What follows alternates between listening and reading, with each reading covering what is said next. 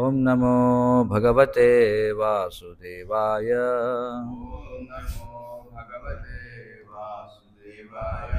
ఓం నమో భగవతే వాసుదేవాయ.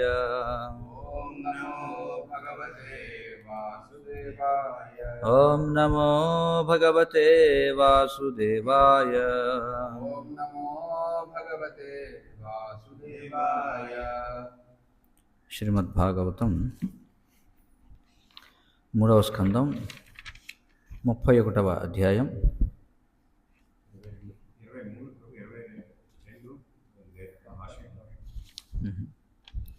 22 చర్చించారా లేదా? సరే, 22, 23 శ్లోకాలు చూద్దాం. 23 చదువుతాను. తేన తేన తేన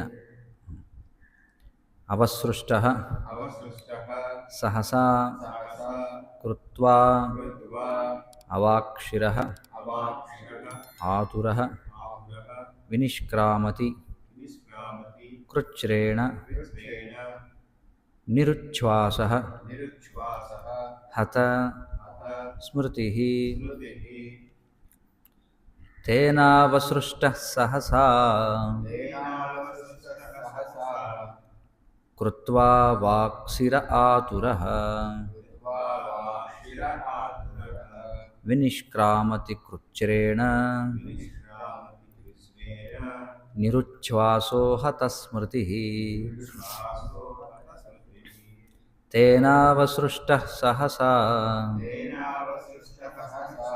కృత్వా వాక్సిర ఆతురః వినిష్క్రామతి కృచ్ఛ్రేణ నిరుచ్ఛ్వాసో హత స్మృతిః. తేనావసృష్టః సహసా కృత్వా వాక్సిర ఆతురః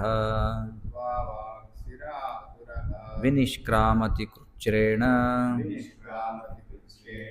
నిరుచ్ఛ్వాసో హత స్మృతిః.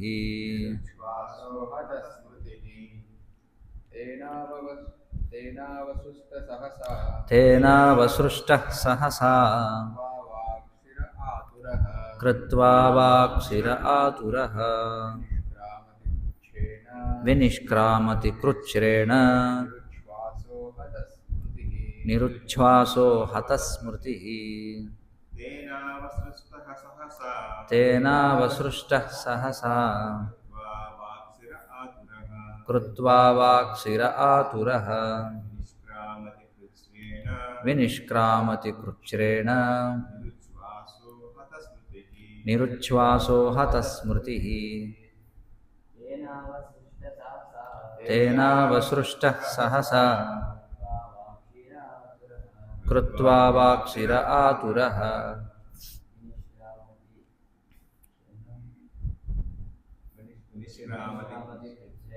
వినిష్క్రామతి కృచ్ఛ్రేణ నిరుచ్ఛ్వాసో హత స్మృతిః. తేనావసృష్టః సహసా కృత్వా వాక్సిర ఆతురః వినిష్క్రామతి కృచ్ఛ్రేణ నిరుచ్ఛ్వాసో హత స్మృతిః. ప్రతిపదార్థములు. తేన ఆ వాయువుచే అవసృష్టః క్రిందకు త్రోయబడి సహసా అకస్మాత్తుగా కృత్వా అవాక్షిరః శిరము తల్లక్రిందులుగా ఆతురః బాధనుందుచు వినిష్క్రామతి బయటకు వచ్చును కృచ్ఛ్రేణ గొప్ప కష్టముతో నిరుచ్ఛ్వాసః శ్వాసరహితముగా హత నశించి స్మృతిః జ్ఞాపక శక్తి.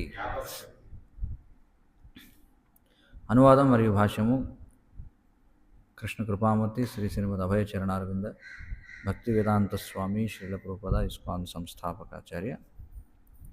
అకస్మాత్తుగా వాయువుచే క్రిందకు త్రోయబడి శిశువు అధోముఖముగను శ్వాసరహితముగను తీవ్ర బాధ కారణమున స్మృతి నశించియు గొప్ప కష్టముతో బయటకు వచ్చును. భాష్యం. కృచ్ఛ్రేణ అనగా గొప్ప కష్టముతో అని భావం. గర్భము నుండి శిశువు సన్నని మార్గము ద్వారా బయటకు వచ్చినప్పుడు తీవ్రమగు ఒత్తిడి కారణమున శ్వాసక్రియ దాదాపుగా ఆగిపోవును. తీవ్ర బాధ కారణమున అతడు స్మృతిని కోల్పోవును. కొన్ని మార్లు ఆ బాధ ఎంత తీవ్రముగా నుండుననగా శిశువు దాదాపుగా మరణించిన వానిగా లేదా మరణించియే బయటకు వచ్చును.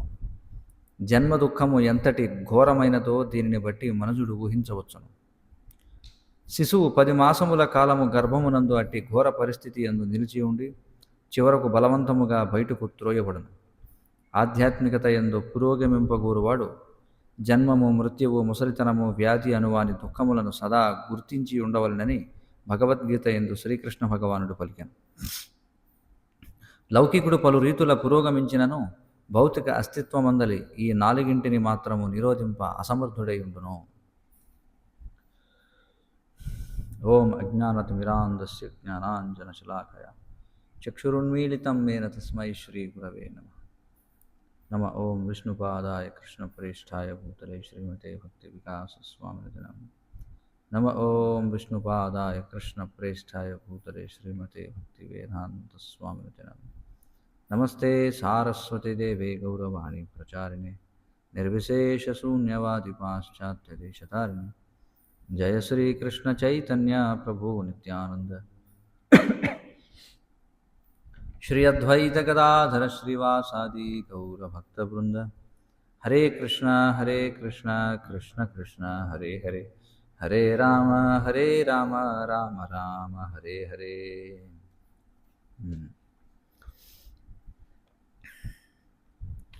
జీవుల గతులను గురించి కపిల భగవానుడు తన తల్లి అయినటువంటి దేవహూతికి వివరిస్తూ ఉన్నాడు.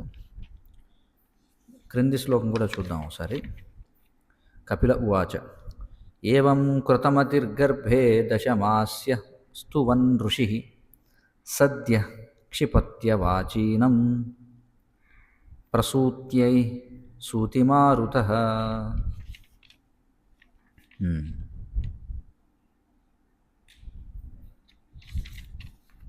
కపిల భగవానుడు పలికాను. 10 నెలలు నిండిన జీవుడు గర్భమునందు ఈ కోరికలు కలిగి ఉండును. ఆ విధముగా అతడు భగవానుని స్తుతించుచున్నను ప్రసూతి వాయువుచే అధోముఖముగా త్రోయబడి బయటపడును. ఎందుకు ఇలా జరుగుతుంది? జీవుడు తల్లి గర్భంలో ప్రార్థన చేస్తున్నాడు కదా, భగవంతుడిని స్తుతించాడు కదా, చూశాం కదా. మరి అయినా సరే ఎందుకని అతడు ఈ విధంగా అధోముఖముగా త్రోయబడుతున్నాడు? కారణం ఏమిటి?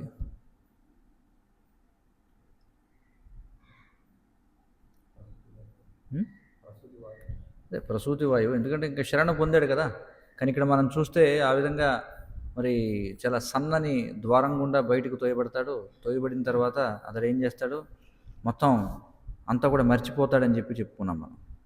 అతని స్మృతి నశిస్తుంది, గొప్ప నష్టంతో బయటకు వస్తాడు. బయటకు వచ్చిన తర్వాత అతడు చేసిన ప్రార్థనలు ఏవి కూడా గుర్తుండవు అని చెప్పారు. కారణం ఏమిటి?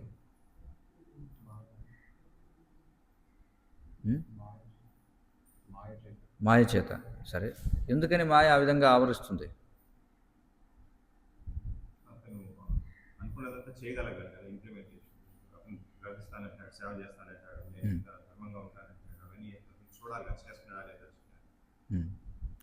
అది ఒక కారణం. రెండో కారణం ఏంటంటే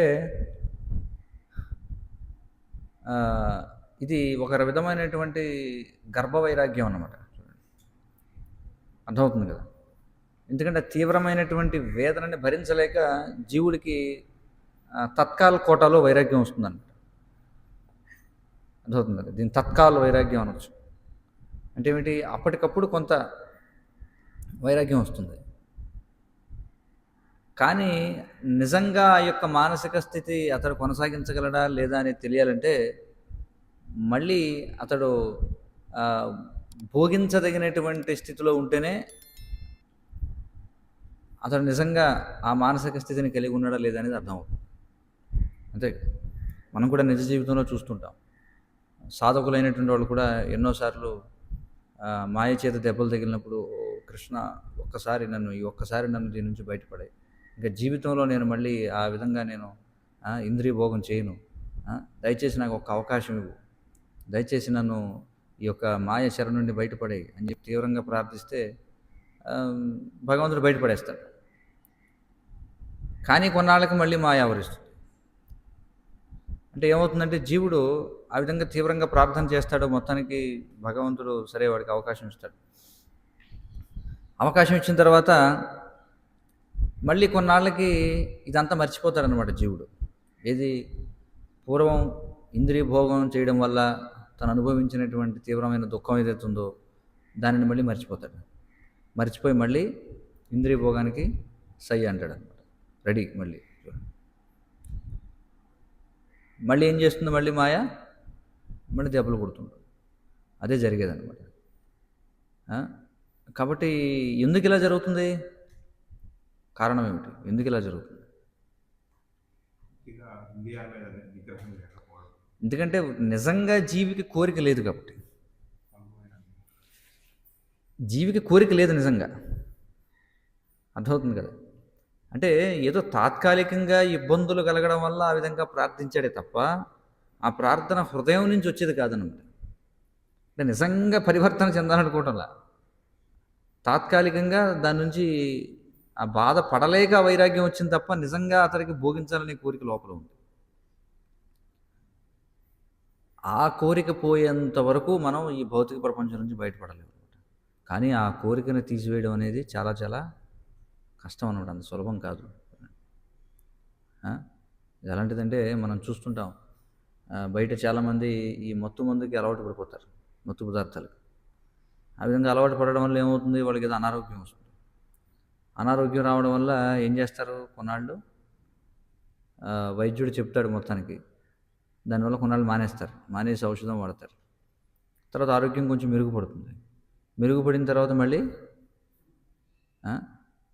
ఏమంటారు దాన్ని, సునస్సేప అన్నట్టుగా. చూడండి, సునస్సేప అంటే ఏమిటి అర్థం? పూర్వం సునస్సేపుడు అనేవాడు ఒకడు ఉండేవాడు. సునస్సేప అంటే కుక్క తోక అన్నమాట. అర్థం కదా, కుక్క తోక వంకర అంటారు. మీరు కుక్క తోకను తీసుకొని చక్కగా సవర తీసి దాన్ని ప్రయత్నించండి, మీరు ఎన్ని యుగాల పాటు దాన్ని ప్రయత్నించినా కుక్క తోక వంకరే. అలాగే జీవి యొక్క పరిస్థితి కూడా అదే అనమాట. అంటే చాలామంది అడుగుతారు, ఎందుకు భగవంతుడు మన ఇంత పరీక్ష పెడుతున్నాడు, ఎందుకు ఒక్కసారి ఆయన అవకాశం ఇవ్వచ్చు కదా. ఆయన సిద్ధంగానే ఉన్నాడు ఇవ్వడానికి, కానీ మనం మాత్రం సిద్ధంగా లేదు.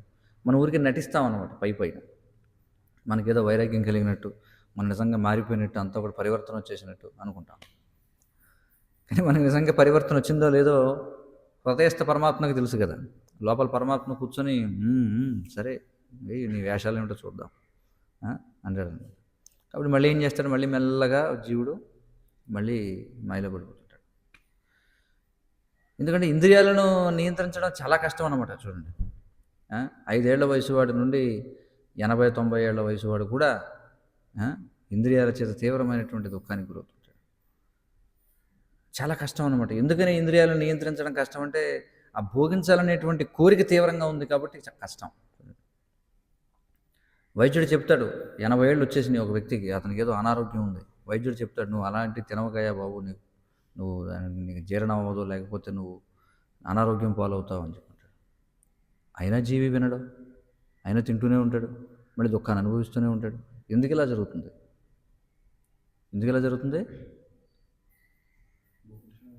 కోరిక, తీవ్రమైనటువంటి కోరిక.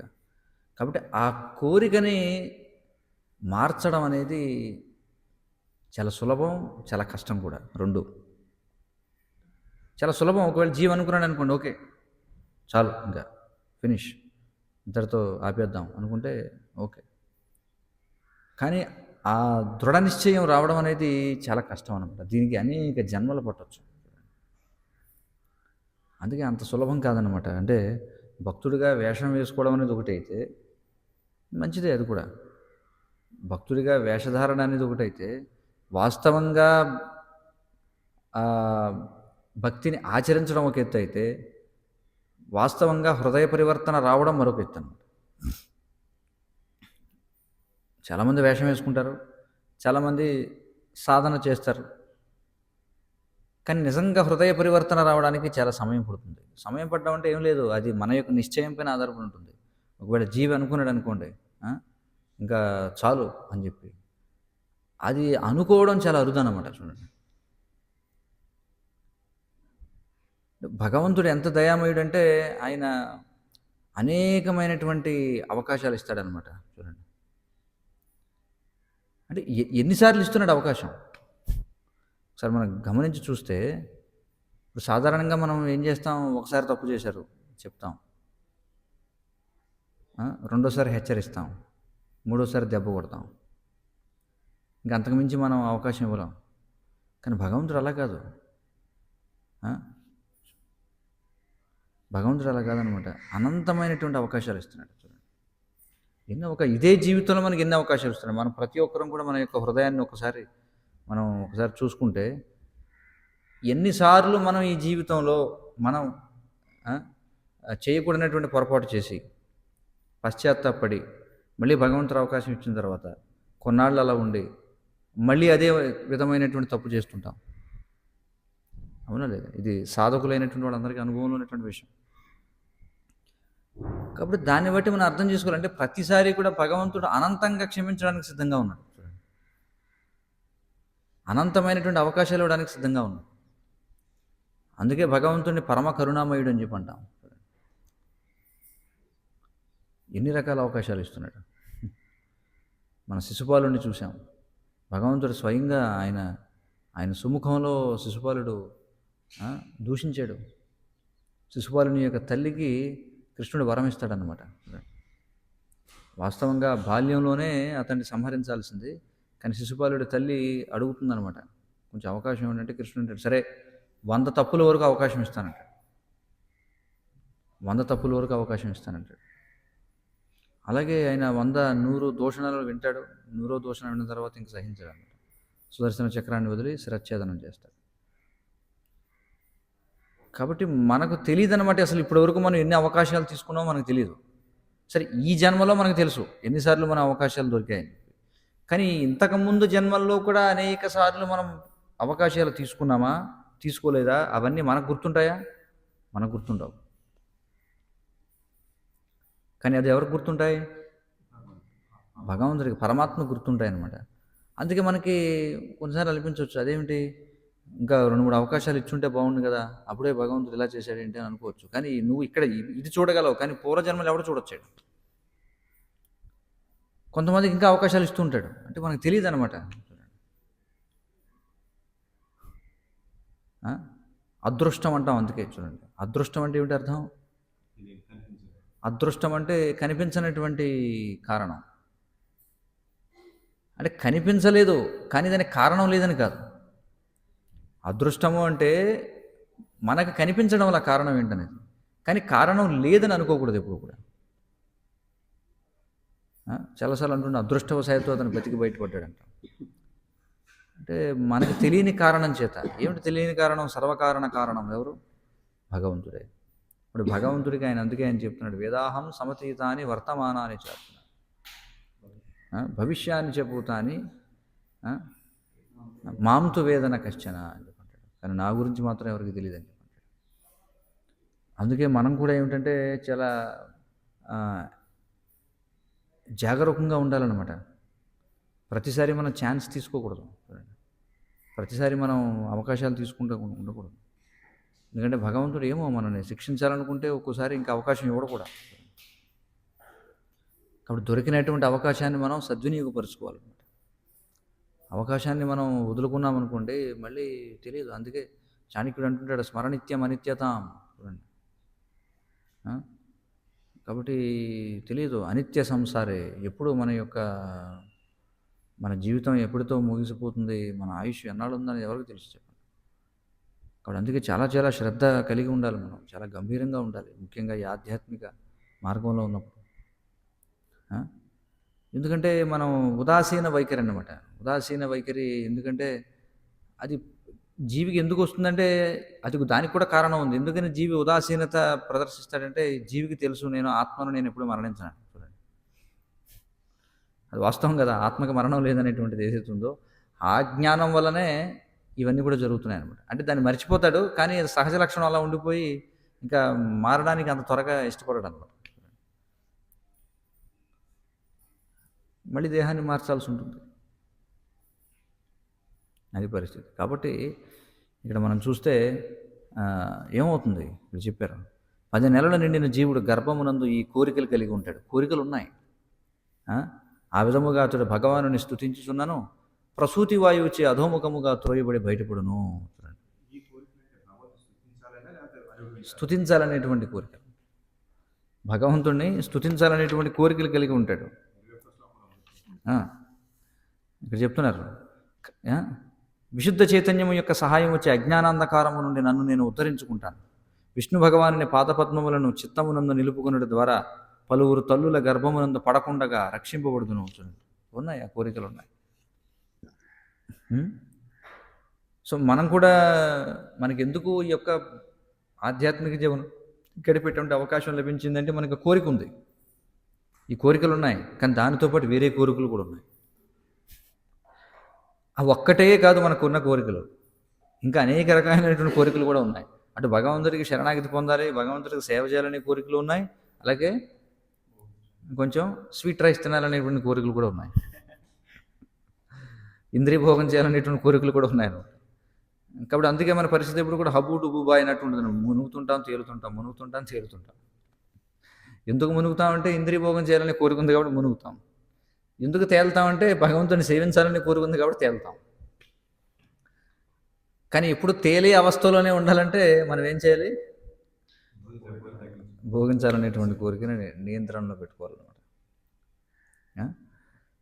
సో అందుచేతనే ఇక్కడ చూడండి, ఎక్కడో ఆ మధ్యకాలంలో ఎక్కడో మహేంద్రగిరి పర్వతాలకు వెళ్ళాం. ఆ పైన ఏదో ఒక ఆలయం శిథిలావస్థలో ఉంది, దానికి ఏదో భీముడు ఆలయం అని ఏదో పేరు పెట్టారు. అందులో ఏమైందంటే అది నిర్మాణం చేసినప్పుడు కాలక్రమేణా భూకంపాలు అవి వచ్చి మొత్తానికి ఎన్నో సంవత్సరాలు అయిపోతుంది కదా, ఆ 2 బండరాళ్ళు కొంచెం ఇలాగ సందు ఏర్పడింది అనమాట. ఇలాగ ఆ సందు ఎలా ఉందంటే ఒక మనిషి దూరి బయటికి రావచ్చు అనమాట. అంటే బాగా బక్కగా ఉన్నవాడు కానీ బయటికి రావచ్చు. ఆ స్థానికంగా ఉన్నవాళ్ళు దానికి ఏదో ఒక పుకారు లేగబెట్టారు, ఏమిటంటే అందులో నుంచి దూరి బయటికి వెళ్ళగలిగితే అది చాలా గొప్ప విషయం అని. చూడండి, ఎందుకంటే జనానికి మనం హరే కృష్ణ మహామంత్రం చెప్పిస్తే ఏదవుతుందంటే నమ్మరు, కానీ అక్కడ ఏదో రంధ్రం ఉంది, ఆ రంధ్రంలోంచి నువ్వు దూరి బయటికి వెళ్ళగలిగితే నువ్వు చాలా గొప్పడు అన్నావు అనుకో, అందరూ దూరడానికి ప్రయత్నం చేస్తారు. సరే, వెళ్ళిన అందరితో పాటు నేను కూడా దూరాను అనమాట.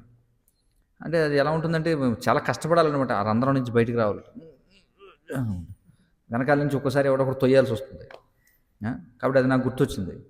తల్లి యొక్క గర్భం నుంచి బయటపడేటప్పుడు కూడా మన పరిస్థితి ఎలా ఉంటుందంటే చిన్న రంధ్రం అనమాట. ఆ చిన్న రంధ్రంలోంచి జీవుడు బయటికి రావాలి. చూడండి, అంటే జీవుడు వేదన అనుభవించాలి రంధ్రం నుంచి బయటికి రావడానికి, అలాగే ప్రసవించడానికి తల్లి కూడా దుఃఖించాలి. చూడండి, అంటే ఎవరి దుఃఖం వాళ్ళకి ఇచ్చేస్తాడు భగవంతుడు, ఎవరి అకౌంట్ వాడికి సెటిల్ అయిపోవాలన్నమాట. చూడండి, అందుకే దాన్ని ఏమంటారంటే ప్రసూతి వైరాగ్యం అని చెప్పి అంటారు శాస్త్రాలు. అది కూడా ఉంది, ప్రసూతి వైరాగ్యం. ప్రసూతి వైరాగ్యం అంటే సంతానాన్ని ప్రసవించేటప్పుడు ప్రతి స్త్రీ అనుకుంటుందట ఏమనంటే మళ్ళీ నేను మైదానంలో పాల్గొన్న జీవితంలో అనుకుంటుందట. ఎందుకంటే ఈ ప్రసవ వేదన అనుభవించాలి కదా, కాబట్టి నేను మళ్ళీ జీవితంలో అని అనుకుంటుందట. ఈ విధంగా సంయోగంలో పాల్గొకూడదని. కానీ మళ్ళీ మాయ అందరికీ మామూలే కదా, మళ్ళీ అవన్నీ కూడా అయిపోతుంది. మళ్ళీ కొన్నాళ్ళకి మళ్ళీ ఇంద్రియ భోగానికి సిద్ధం. చూడండి, అది పరిస్థితి. అందుకే భగవంతుడు ఏం చేస్తారంటే ఆయన అందరికీ అవకాశాలు ఇస్తాడు, మళ్ళీ అవకాశం. ఎందుకంటే ఆయనకి తెలుసు, మనం అనుకుంటాం ఎందుకు మన మాయలో ఎందుకు పడాలి, మనకు కోరిక అలా ఉంది. మన కోరిక ఈ మాయ అంటే ఏమీ లేదు, మాయ అనేది భగవంతునికి ప్రతినిధి. అందుకే శ్రీల ప్రభుపాదులు ఏమంటారంటే maya is not strong but your determination is weak అంటారు. మాయ ఏమీ బలమైంది కాదు, నీ యొక్క నిశ్చయం బలహీనంగా ఉందంతే. నీ నిశ్చయం బలహీనంగా ఉంది కాబట్టే మాయ నిన్ను ఆవరించగలుగుతుంది, కానీ నీ నిశ్చయం దృఢంగా ఉంటే మాయ నిన్ను ఆవరించలేదు. అర్థవుతుంది కదా. కాబట్టి మనకి అందుకే నిశ్చయం అనేది ఉండాలన్నమాట. నిశ్చయం, కానీ నిశ్చయం జీవుడికి వెంటనే కలగదు. ఆ నిశ్చయం రావాలంటే చాలా కష్టం అన్నమాట. చూడండి, అనేక రకాలుగా అనేక నానా యోని ఫిరే, చూడండి, అనేక రకాల యోనుల్లో పరిభ్రమిస్తూ అనేక సార్లు జన్మ మృత్యు జరావ్యాధులను అనుభవించిన తర్వాత, అందుకే కృష్ణుడు బహూనాం జన్మనామంతే జ్ఞానవాన్ మాం ప్రపద్యతే. చూడండి, ఈ జన్మలో మనం తత్వం తెలుసుకుని ఉండొచ్చు, కానీ మనకి ఆచరణలో పెట్టలేము. ఎందుకని? భౌతికమైన కోరికలు అడ్డుపడతాయి. అలా మళ్ళీ జన్మలో కొంతవరకు ఆచరణలో పెడతాడు, కొంతవరకు సాక్షాత్కారం అవుతుంది, మళ్ళీ పూర్తి అవ్వదు, మళ్ళీ ఇంకో జన్మ ఎత్తాల్సి ఉంటుంది. చూడండి, అంత సులభం కాదనమాట. బహునాం జన్మనామంతే జ్ఞానవాన్ మాం ప్రపద్యతే. ఎవడో జ్ఞాని అయినటువంటి వాడు, ఎందుకంటే వీడు జ్ఞానే కదా, వీడు జ్ఞాన కదా. జ్ఞానం ఉందా లేదా? వీడికి ఉంది, జ్ఞానం ఉంది, కానీ దాన్ని ఆచరణలో పెట్టలేకపోతున్నాడు అనమాట. అందుకోసమే మళ్ళీ మళ్ళీ భగవంతుడు అవకాశాలు ఇస్తాడు. అందుకే కదా ఏమంటున్నాడు, ఒకవేళ యోగ పరుషుడు అయితే మళ్ళీ ఇంకొక అవకాశం ఇస్తాడు. ఎన్ని అవకాశాలు ఇస్తున్నాడు ఇలా, చూడండి భగవంతుడు. మరి ఇది భగవంతుని యొక్క దయకి అది తార్కాణం అన్నమాట. చూడండి, అవును కదా. కాబట్టి జీవులైనటువంటి మనం బుద్ధి తెచ్చుకొని ఏం చేయాలంటే, సరే ఈ జన్మ వచ్చింది, మళ్ళీ ఈ అవకాశాన్ని కూడా మనం కోల్పోకూడదు. ఈ జన్మలో అయినా సరే మన యొక్క అనర్థాలు ఏవైతే ఉన్నాయో హృదయంలో, కాబట్టి ఈ అనర్థాలను తొలగించాలి. అందుకే మనకి భాగవతం అనేది ఇవ్వబడింది. అనర్థోపశమం సాక్షాత్ భక్తి యోగ సాక్ష్యం ఒక శ్లోకం ఉంది. కాబట్టి అనర్థోపశమనం అనేది జరగాలి. ఈ అనర్థాలు, హృదయంలో ఉన్నటువంటి అనర్థాల వల్ల మనం మళ్ళీ మళ్ళీ మళ్ళీ మళ్ళీ మళ్ళీ మళ్ళీ అంతేగాని మనం ఏదో అమాయకులు అని అనుకోకూడదు అనమాట. మనకి ఏదో కష్టం వచ్చినప్పుడు అయ్యో పాపం అంటారు కదా. ఎవరికైనా కష్టం వస్తే ఏమంటారు? అయ్యో పాపం అంటారు. అదే సమాధానం. ఎందుకు అనిపిస్తున్నాడు వాడు? పాపం చేశాడు కాబట్టి. అది అంతర్లీనంగా సంబోధనలో అర్థం. అయ్యో పాపం అంటే చూడండి, వాడి పాపం ఎలా కనిపిస్తుందో అదేనా అర్థం. సో అందుచేత ఏమిటంటే, మనం ఎవరో అమాయకులం కాదు, అర్థం చేసుకోవాలి మనం. పాపం పసివాడు అంటారు. పాపం పసివాడు ఎందుకు ఆ అవస్థ అనుభవిస్తున్నాం మనం? నిన్నటి రోజున మనం చూసాం, భాగవతం 2వ స్కందం పారాయణ చేసినప్పుడు అనేక రకాల జీవులు మొత్తం మొదలుపెట్టారు, కింద నుంచి బ్రహ్మదేవుడి వరకు. ప్రతి ఒక్కరూ ఆయా ఆయా దేహాలు పొందుతున్నారంటే వాటన్నిటికీ కూడా వాళ్ళు చేసినటువంటి పూర్వకర్మలే కారణము అని చెప్పి. అందుకే శాస్త్రాలు ఏం చెప్తున్నాయంటే, మరి ఆ జీవిని ఉద్ధరించగలిగినటువంటి సహాయం మనం ఏం చేయగలం అంటే, ఎవడి పాపాన్ని వాడు అనుభవిస్తున్నాడు. ఎలాంటిదంటే, ప్రభుపాదులు ఒక ఉదాహరణ చెప్తారు. ఆసుపత్రిలో మనం చూస్తే ఇన్ పేషెంట్ వార్డు ఉంటుంది. అందరూ వరుసగా పడుకుని ఉంటారు మంచాల మీద కదా. వాళ్ళందరికీ వైద్యుడు ఒక్కొక్కడికి ఒక రకమైన పథ్యం చెప్తాడు. ఒక్కొక్కడికి ఏం తినొద్దు అంటాడు, ఒక్కొక్కడికి ఒక చుక్క కూడా మంచినీళ్ళు తాగొద్దు అంటాడు కదా. ఒక్కొక్కటి గాలి ఎక్కువ తీసుకోకూడదు అంటాడు, ఇంకొకటి నడవకూడదు అంటాడు, ఇంకొకటి కూర్చోకూడదు అంటాడు. ఇలా అనేక రకాల విధి నిషేధాలు ఉన్నాయి. ఎందుకని అవన్నీ? వాడికి ఉన్న జబ్బును బట్టి వైద్యుడు వాడిని సంస్కరించడం కోసం వాడికి అవస్థ కల్పించబడింది, అవునా కదా. అలాగే జీవులు, మనం అనుకుంటాం అరే కొన్ని జీవులకు ఆహారం లేదే తినడానికి, అది ఇది అని అనుకుంటాం. కానీ ఎందుకు లేదు అంటే, అది భగవంతుడు వాళ్ళకి వాళ్ళ యొక్క జబ్బుని నయం చేయడం కోసం వాళ్ళకి ఆ శిక్ష వేశాడు అనమాట. అవుతుంది కదా. కాబట్టి అందుకే వాళ్ళని ఉద్ధరించాలంటే మనం భగవత్ ప్రసాదం ఇవ్వాలి. భగవత్ ప్రసాదం కాకుండా ఊరికే ఏదో అన్నదానం చేసామని చెప్తే దానివల్ల వాడికి ప్రయోజనం లేదు, నీకు ప్రయోజనం లేదు. అందుకే అత్యున్నతమైనటువంటి సహాయం మనం చేయగలిగింది ఏమిటంటే, ఆ జీవిని మళ్ళీ వాడి యొక్క వాస్తవ స్థితిలో నెలకొల్పడం అనమాట. అంటే వాడికి ఆ యొక్క దివ్యజ్ఞానాన్ని ఇవ్వడం, అది అన్నింటికంటే కూడా ఉన్నతమైనటువంటి పరోపకారం. కాబట్టి ఈ విధంగా ఇక్కడ చెప్తున్నారు ఏమిటంటే, అకస్మాత్తుగా వాయువుచే క్రిందకు తోయబడి శిశువు అధోముఖముగాను, చూడండి ముందు ఏమొస్తుంది, తల్లి గర్భంలోంచి తల బయటకు వస్తుంది. చూడండి,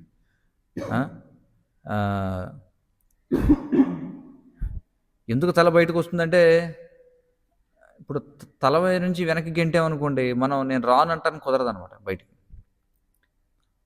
ఇప్పుడు ఎవరైనా కాళ్ళు పట్టుకొని లాగుతున్నారనుకోండి, కాళ్ళు గిలగిలా లోపలికి మనం దాచుకోవచ్చు అనమాట. అర్థమైంది కదా, కాళ్ళు లోపలికి ముడుచుకోవచ్చు నేను వెళ్ళిన బయటకు అని చెప్పి. కానీ తలకాయ బయట పెట్టామనుకోండి, ఏమడింతాం ఇల్లు లేదు, పట్టుకుని లాగేస్తారు బయట. అర్థమవుతుంది కదా. ఆ? శ్వాసరహితముగాను తీవ్ర బాధ కారణమున స్మృతి నశించియు గొప్ప కష్టముతో బయటకు వచ్చును. తీవ్రమైనటువంటి బాధలో ఉన్నప్పుడు, నొప్పి కలుగుతున్నప్పుడు మనకి స్మృతి ఉండదన్నట్టు, అన్నీ మర్చిపోతాం మనం. అంతే కదా. మనం అంతా బాగున్నప్పుడు, ఆరోగ్యవంతంగా ఉన్నప్పుడు గోవింద, కేశవ, మాధవ, నరహరి, లేకపోతే సంకర్షణ, ప్రద్యుమ్న, అనిరుద్ధ అని అనొచ్చు. గట్టిగా ఏదైనా వచ్చి మీద పడింది అనుకోండి, ఆ సమయంలో ఏమంటాం? అమ్మ, అబ్బా, అయ్యో, బాబోయ్ అంటాం. లేకపోతే ఆ సమయంలో కొంతమంది బూతులు కూడా వస్తాయి బయటికి. అర్థమవుతుంది కదా.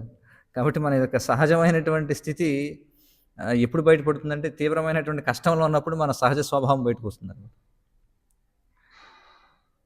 అందుకే సాధారణంగా అంతా బాగున్నప్పుడు మనం ఆత్మతత్వం, శ్లోకాలని చెప్పొచ్చు. కానీ ఎప్పుడైతే విపరీత స్థితి ఏర్పడుతుందో అప్పుడు ఏమొస్తాయి మన నోట్లోంచి, అది మనం గమనించాలి. అర్థమవుతుంది కదా. కృచ్ఛ్రేణ అంటే ఇక్కడ చెప్తున్నారు ఏమిటంటే, గొప్ప కష్టముతో అని భావం. గర్భం నుండి శిశువు సన్నని మార్గము ద్వారా బయటకు వచ్చినప్పుడు తీవ్రమగు ఒత్తిడి కారణమున శ్వాసక్రియ దాదాపుగా ఆగిపోతుంది అని చెప్పంటున్నారు. అంతే కదా. అప్పుడు ఆ రోజు ఆ రంధ్రంలోంచి దూరాను అనమాట. అందరూ దూరుతున్నారు కదా, నేను కూడా దూరాను. దూరుతుంటే కొంతమంది వెనకాల తోస్తున్నారు అని చెప్పి, గట్టిగా ఛాతీ నొక్కేసినట్టు శ్వాస ఆడకుండా. కొంతమంది ఏమో అయ్యో ఇదేమిటి నేను దూరలేకపోతున్నానంటే నాలో ఏదో లోపం ఉందేమో అని కొంతమంది, రకరకాలు. ఏమైనప్పటికీ శ్వాసక్రియ దాదాపుగా ఆగిపోనంటే మనకి ఆశ్చర్యం వేస్తుంది. మనం చూడాలంటే మనం పశువుల విషయంలో చూడొచ్చు. మనం ఆవు ఈనినప్పుడు మనం చూస్తే అసలు ఎలా సాధ్యం, ఇంత ఇంత సన్నని రంధ్రం యోనిలోంచి అంత పెద్ద శిశువు ఎలా బయటకు వస్తుంది, మనకు ఆశ్చర్యం కలుగుతుంది. సో పుట్టినటువంటి శిశువు అది జీవిస్తుందో మరణిస్తుందో దానికి ఏం భరోసా లేదనమాట. మరి ఆ బాధ ఎంత తీవ్రంగా ఉంటుందట అంటే, శిశువు దాదాపుగా మరణించిన వానిగా, లేదా మరణించి బయటకు వచ్చును. చూడండి, బోర్న్ డెడ్ అంటారు. కొంతమంది చనిపోతారు అంతే, ఆ వేదన భరించలేదు. కాబట్టి దీన్ని బట్టి ఊహించవచ్చు ఎంత ఘోరమైనది అనేటువంటిది కదా. శిశువు 10 మాసముల కాలము గర్భమునందు అట్టి ఘోర పరిస్థితి నుండి నిలిచి ఉండి చివరకు బలవంతముగా బయటకు త్రోయబడను. మనకు అవకాశం లేదు, బలవంతంగా త్రోయబడను. ప్రక్షేపాత్మిక అని చెప్పండి. ప్రక్షేపాత్మిక అంటే ఏమిటి అర్థం? మాయ యొక్క 2 ఫేజెస్ ఎలా ఉంటాయి? ఆవరణాత్మిక, ప్రక్షేపాత్మిక. ఆవరణాత్మిక అంటే ఏమిటి అర్థం? జ్ఞానం లేకుండా అజ్ఞానంలో గడిపేయడం. ప్రక్షేపాత్మిక అంటే బయటికి రావాలని ప్రయత్నిస్తాడు, జ్ఞానం ఉంది కాబట్టి, కానీ మళ్ళీ వెంటనే వెనక్కి విసిరివేయబడతాడు. ఎందుకంటే వాడికి ఇంకా అసలైన వైరాగ్యం రాలేదు కాబట్టి. ఎలాంటి వైరాగ్యం వచ్చింది? పలుకు వైరాగ్యం వచ్చిందనమాట, తాత్కాలిక వైరాగ్యం వచ్చింది. కాబట్టి భగవంతుడు మన నుంచి కోరుకునేది తాత్కాలిక వైరాగ్యం కాదు. తాత్కాలిక వైరాగ్యం వల్ల మనిషి ఏమంటాడు, ఇంకా నేను చేయను, నాకు వద్దు, నాకు అవసరం లేదు, నేను చూడను, నేను తినను అని చెప్పి అంటాడు. కానీ భగవంతుడు కోరుకునేది అది కాదు. అంటే జీవి ఏం చేస్తారంటే అటు రజోగుణంలోకి ఇటు తమోగుణంలోకి వెళ్ళిపోతుంటాడు. కానీ భగవంతుడు కోరుకునేది మనం సత్వగుణంలో ఉండాలి. రజోగుణంలో ఉన్నప్పుడు ఏం చేస్తాడు మనిషి? రజోగుణం వల్ల ఆసక్తి అనేది కలుగుతుంది మనిషికి, తమోగుణం వల్ల మోహం కలుగుతుంది.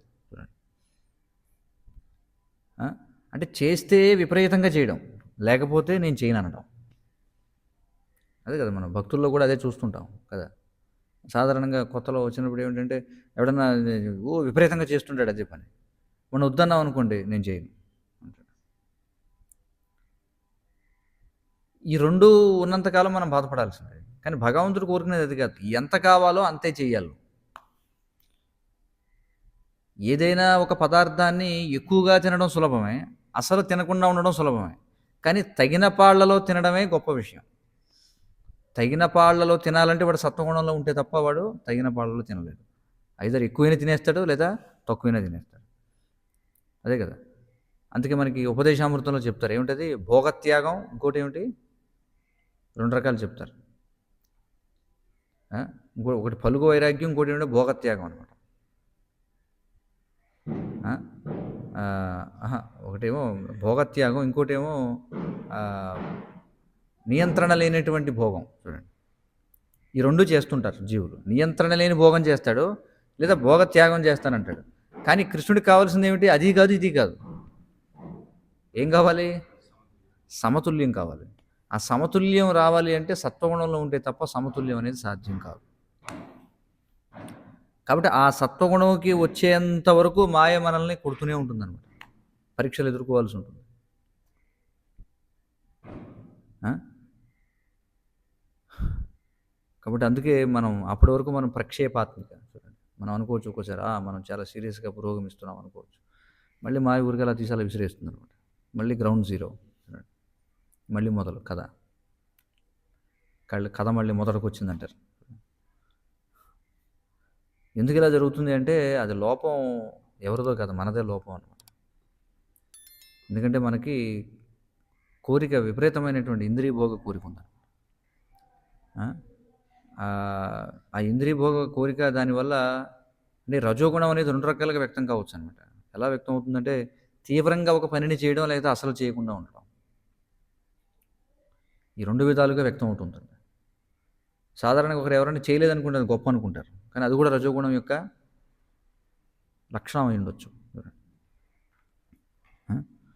ఆధ్యాత్మికత యందు పురోగమింపగోరువాడు జన్మ, మృత్యువు, ముసలితనం, వ్యాధి అనువాని దుఃఖములను సదా గుర్తించి ఉండవలనని భగవద్గీత యందు శ్రీకృష్ణ భగవానుడు పలికాను. ఎక్కడ పలికాడు చెప్పగలరా ఎవరైనా? ఇక్కడ ఏం చెప్పారు చూడండి. ఆధ్యాత్మికత యందు పురోగమింపగోరేవాడు జన్మ, మృత్యువు, ముసలితనం, వ్యాధి అనువాని దుఃఖములను సదా గుర్తించి ఉండాలి అని చెప్పంటున్నాను. 13వ అధ్యాయం జ్ఞానం యొక్క అంశాలు చెప్తున్నాడు కృష్ణుడు. అందులో ఏం చెప్తున్నాడు? జన్మ, మృత్యు, జరా, వ్యాధి, దుఃఖ దోషాను దర్శనం. చూడండి, జన్మ, మృత్యు, ముసలితనం, వ్యాధి ఇవే నిజమైనటువంటి సమస్యలు అనేటువంటిది అర్థం చేసుకోగలగాలి మనిషి. అది ఎప్పుడు కూడా గుర్తుంచుకోవాలి. అందుకే కృష్ణుడు చెప్తాడు, 9వ అధ్యాయంలో చెప్తాడు, ఏమంటాడు? కిం పునర్బ్రాహ్మణా పుణ్యా భక్తా రాజర్షయస్తథా అనిత్యం అసుఖం లోకే ఇమం ప్రాప్య భజస్వమాం అని చెప్పుకుంటాడు. అది వరుస ఎక్కడ వస్తుందంటే అని చెప్తాడు, ఏమంటాడంటే మాం హి పార్థ వ్యపాశ్రిత్య ఏపిష్యు పాపయోనయ ఏమిటది? స్త్రియో వైశ్యస్తదా శూద్ర తేపి యాంతి పరాంగతిం అని చెప్పంటాడు. నన్ను ఆశ్రయించినటువంటి వాళ్ళు ఎవరైనా సరే, వాళ్ళు అధమ జన్మలైనటువంటి పాపజన్మలైనటువంటి స్త్రీలు, శూద్రులైనా సరే వాళ్ళు పరాంగతి పొందుతారని చెప్పంటాడు. మరి అలాంటప్పుడు కిం పునర్బ్రాహ్మణా పుణ్యా అంటే పుణ్యాత్ములైనటువంటి బ్రాహ్మణులు, భక్తా రాజర్షయస్తథ భక్తులైనటువంటి రాజర్షులు, ఇలాంటి వాళ్ళు ఎవరైతే ఉన్నారో వాళ్ళ సంగతి ఏం చెప్పాలి ఇంక నీకు అర్జున? అందుకే ఏమంటాడు? అనిత్యం అసుఖంలోకే ఇమం ప్రాప్య, అనిత్యమైనటువంటి దుఃఖమయమైనటువంటి లోకం నీకు ప్రాప్తించింది కాబట్టి ఏం చేయాలి? భజస్వమాం అని చెప్పంటాడు. కాబట్టి నన్ను భజించు, వేరే మార్గం లేదు. కాబట్టి మనకేదో భక్తులు ఒక్కోసారి ఏమనుకుంటారంటే ఏదైనా దుఃఖాలు వరుసగా కలుగుతున్నప్పుడు అరే మనకేంటి ఇలా జరుగుతుంది, చూడండి అది కష్టం అనమాట. అది ఆలోచన పోవడం. అరే మనకు జరగకూడదు కదా, మనం భక్తులం కదా అనుకుంటాం. అదేమిటి? ఎవరైనా సరే, భౌతిక శరీరం స్వీకరించిన వాళ్ళు ఎవరైనా సరే ఇవన్నీ అనుభవించక తప్పదు. మరి భక్తుడికి అభక్తుడికి తేడా ఏమిటంటే అతడు రెండింటినీ సమానంగా చూస్తాడు. అదొక్కటే తేడా. కానీ అభక్తుడు రెండింటిని సమానంగా చూడలేడు. సుఖం వచ్చినప్పుడు ఉప్పొంగిపోతాడు. కృష్ణుడు న ప్రహృష్యేత్ ప్రియం ప్రాప్య. తర్వాత ఏముంటాడు? తర్వాత చాప్రియం, అప్రియం అంటే ప్రియమైనది లభించినప్పుడు ప్రహృష్యేత్ అంటే ఓ ఏ భలే ఉందా, నాకు బాగుంది. ప్రియం ప్రాప్య, ప్రియమైనది లభించినప్పుడు. అప్రియమైనది లభించినప్పుడు డీలా పడిపోవడం, అది ఉండకూడదు అంటున్నాడు కృష్ణుడు. కాబట్టి అదే తేడా అనమాట. ఏమిటంటే భక్తుడు అభక్తుడు ఎప్పుడైనా సరే చైతన్యం ఒకలాగే ఉంటుంది. చైతన్యం ఎప్పుడు ఒకలాగే ఉండాలి, అంతేగాని ఏదో బాధ కలిగినప్పుడు ఏమో ఏదో అయిపోయి అలా కాదు. ఇది మనం గుర్తుంచుకోవాలి. అంతేగాని భక్తుడైనంత మాత్రాన అతనికి ఏవో దుఃఖాలు కలగవని కాదు, కానీ అతని చైతన్యం ఎలా ఉంటుంది అనేది మనం చూడాలన్నమాట. లౌకికుడు పలు రీతుల పురోగమించినను భౌతిక అస్తిత్వమందలి ఈ నాలుగింటిని మాత్రము నిరోధింప అసమర్థుడై ఉండును. పలు రీతుల పురోగమించి ఉన్నాను, అనేక రకాలుగా అడ్వాన్స్ అయింది సొసైటీ. ఎందులో అడ్వాన్స్ అయింది? ఎందులో అభివృద్ధి చెందింది సమాజం? జీవన సౌఖ్యాలను ఏర్పాటు చేసుకోవడంలో అభివృద్ధి చెందింది. మరి సౌఖ్యం అంటే ఏమిటని చెప్పుకున్నాం మనం? ఇంద్రియాల ద్వారా వచ్చేదే. కానీ ఎలా? అది కూడా సుఖం అంటే ఏది సుఖం? ఈ భౌతిక ప్రపంచంలో సుఖం ఉందా? ఇది దుఃఖాలయమని చెప్పబడిందే. మరి మనం దేనిని సుఖం అనుకుంటున్నాం? రెండు దుఃఖాల మధ్య విరామ సమయాన్ని మనం సుఖం అనుకుంటున్నాం. కాబట్టి ఇప్పుడు ఈ మోడర్న్ ఎక్విప్మెంట్ ఏవైతే ఉన్నాయో ఇవన్నీ కూడా ఏం చేస్తున్నాయి? దేనికి తోడ్పడుతున్నాయి మనిషికి?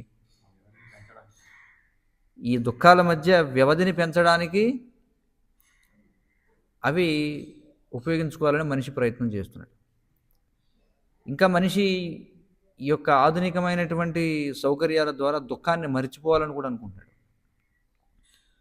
ఇప్పుడు పూర్వం మల విసర్జన చేయాలంటే ఎక్కడికో బహిర్భూమి అనేవారు. బహిర్భూమి అంటే ఏమిటి? ఎక్కడో దూరంగా వెళ్ళేవారు. అదే కదా, దూరంగా వెళ్ళినప్పుడు మనిషికి మరి దారిలో తేళ్ళు, జర్రులు, లేకపోతే పాములు అవి ఉండొచ్చు, దోమలు కుడుతుండొచ్చు. మరి దుర్వాసన వస్తుంటుంది. వర్షాకాలం చూడండి ఎంత బురద అవుతుంది. ఇవన్నీ కూడా అంటే ఇది దుఃఖంగానే తెలిసేది తప్ప దుఃఖం సుఖంగా అనిపించేది కాదు మనిషికి.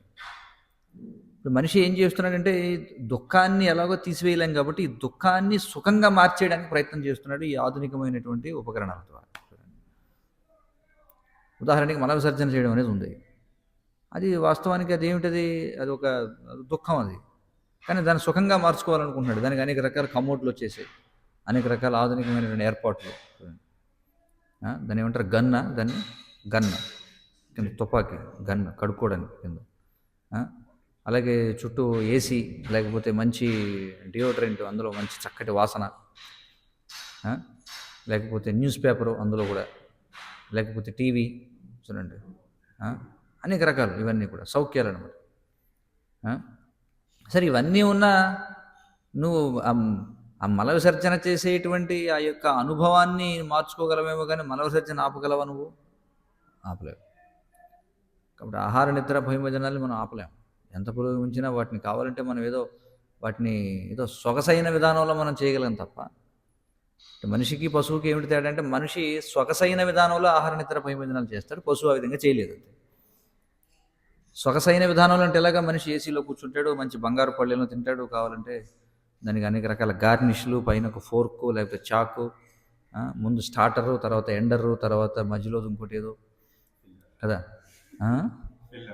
ఫిల్లరు, మధ్యలోది ఫిల్లర్. స్టార్టరు, ఎండరు, మధ్యలోది ఫిల్లర్ అన్నమాట. అది దాంట్లో మళ్ళీ డెజర్ట్ అని ఒకటి అంటారు, తర్వాత రకరకాల పేర్లు ఉన్నాయి ఇంగ్లీష్లో. సో ఇవన్నీ ఉండొచ్చు, ఇవన్నీ ఫ్యాన్సీగా అనిపించవచ్చు. ఇవన్నీ నిద్ర కూడా అంతే. మనిషి చక్కగా పరుపులు వేసుకొని, లేకపోతే అది వైబ్రేషన్ బెడ్, లేకపోతే అనేక రకాలుగా జోకొట్టేటువంటి బెడ్లు రకరకాలు వచ్చేసినాయి అనమాట. స్లీపింగ్ బ్యాగులు, మస్కిటో నెట్లు, ఏసీలు, అవి ఇవి అనేక రకాలు. సో ఇవన్నీ ఉండొచ్చు, కానీ వాటిని అయితే తీసివేయలేం కదా. అది ఇక్కడ అర్థం చేసుకోవాలి. కాబట్టి తర్వాత శ్లోకం కూడా చూద్దాం, కొంచెం సమయం ఉంది కాబట్టి. 24వ శ్లోకం ఏం చెప్పారు చూడండి. పతితో భువ్యశృంగ్మిశ్ర విష్ఠాభూరివ చేష్టతే రోరూయతి గతే జ్ఞానే విపరీతాం గతిం గతః. చూడండి, పతిత అంటే పడి, భువి అంటే భూమిపై, అశ్రుక్ అంటే ఏమిటి? రక్తముతో. మిశ్ర తడిసి, విష్టాభూహు అంటే ఏమిటి? క్రిమి, అంటే మలంలో ఉండేటువంటి పురుగులు అనమాట. ఇవ వలె చేష్టతే అవయములు కదిలించును, రోరూయతే బిగ్గరగా రోధించును, గతే నశించి జ్ఞానే తన జ్ఞానము విపరీతము గతిం స్థితిని గత పొంది. చూడండి, ఎప్పుడైనా మలంలో పురుగులు చూసారా? ఎప్పుడన్నా చిన్నప్పుడు జల పురుగులు అంటారు. జల పురుగులు అంటే మల విసర్జన చేశాక చూస్తే ఇలాగా అందులో అనేక రకాల పురుగులు ఆడుతూ ఉంటాయి. చూడండి, అలాగే పుట్టినటువంటి శిశువు కూడా అలాగే కదులుతుంటాడట. ఎలా? ఇక్కడ చెప్పారు, ఆ విధముగా రక్తము మలము అంటుకొని బయటపడిన శిశువు మలమందు పుట్టిన క్రిమి వలె కదులుచుండును. చూడండి, మలంలో పురుగు ఎలాగ కొట్టుకుంటుందో చిన్నప్పుడు చూశాను నేను, ఇలా కొట్టుకుంటుంది. అలాగే పుట్టినవాడు కూడా పుట్టిన తర్వాత అలా కదులుతూ ఉంటాడట. చూడండి, తన ఉన్నతమగు జ్ఞానము నశించగా అతడు మాయా ప్రభావమున రోధించును. చూడండి, మళ్ళీ మాయ ఆవరించేస్తుంది అంతే. అందుకే పుట్టడంతో ఏం చేస్తారు, అందరూ ఏడుస్తారు పుట్టడంతో, అవునా కదా. కొంతమంది ఏడవరట పుట్టడంతో, ఏడవకపోతే అది అశుభ సూచకమని వాడిని ఏడిపిస్తారు. తెలుసా లేదా మీకు? వైద్యులు ఏడవకపోతే అది మంచి లక్షణం కాదని చెప్పంటారు. అంటే వాడు ఉన్నాడా చనిపోయాడా అనేది ఉంటుంది, ఏడిస్తే అది ఆరోగ్యకరం అని చెప్పి. కాబట్టి అది మన యొక్క పరిస్థితి అన్నమాట.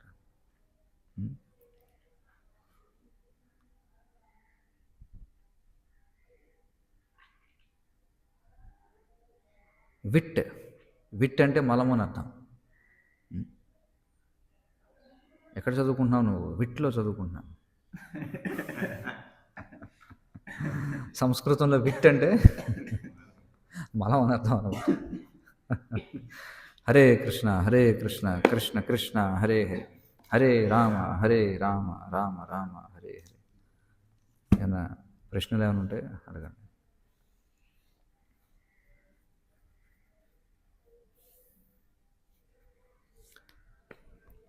ग्रंथराज श्रीमद् भागवतम की जय, जगत गुरु श्रील प्रभुपाद की जय।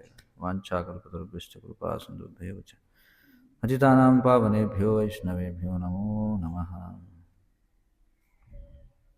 संसार दावानन्दनिरलोका प्राणाय कारुण्य घनाघनत्यम् सकलनगुणार्णवश्च वन्दे गुरश्रीचरणारविन्दम्।